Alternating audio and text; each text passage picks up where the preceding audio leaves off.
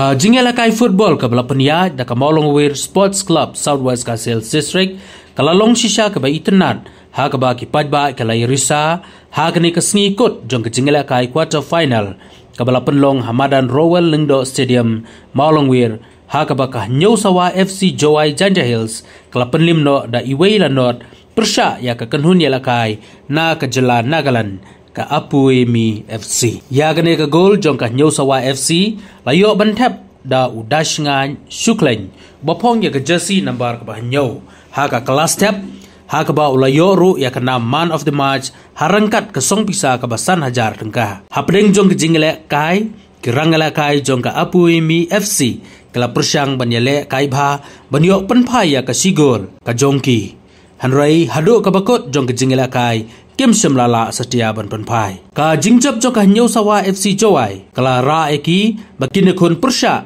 ya ka Golden Lion FC na Ramrai Janja Hills. Ha ka arpun riu terik urempang arhajar arpusau. Ka jingela kai na ka benta ka semi final ka banengkong. Kan salong ha ka khatnyau terik ubnai rempang arhajar arpusau. Ha pedeng ke Shillong Lajong FC. Persya ya ka KMC Sonapur Assam. Ha kanihi ke juk kamadan kata ha Rowell Lingdo Stadium Molongweir Southwest Kasils District.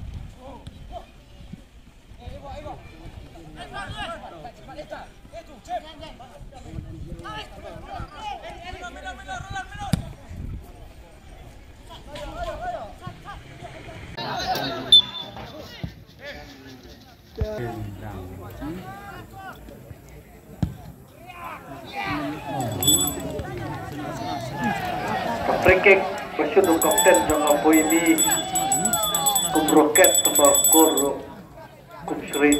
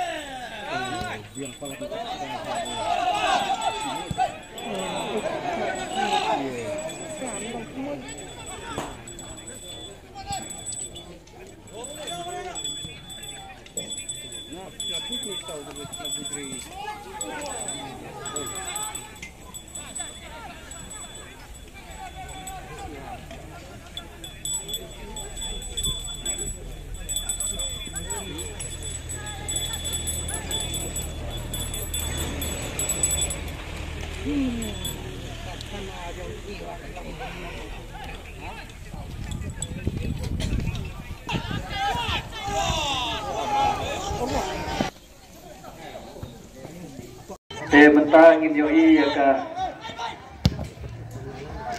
mentangi ngin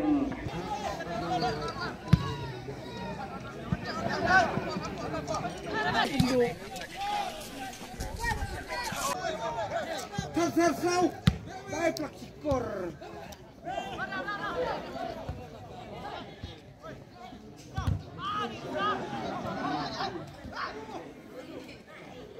Nyom sau kritik. Oh, lagi dulu.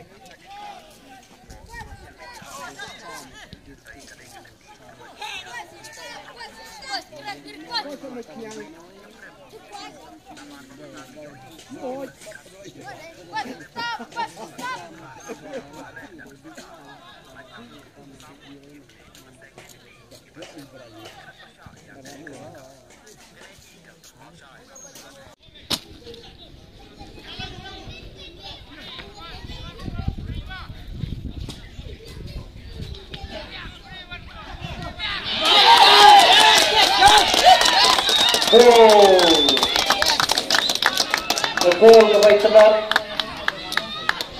Gol Batikov Jogja Jawasa. Ayo macam yang kena gol. Lepas ke corner kick. Bola corner si corner. Nyok. Ha kena kecil lekai.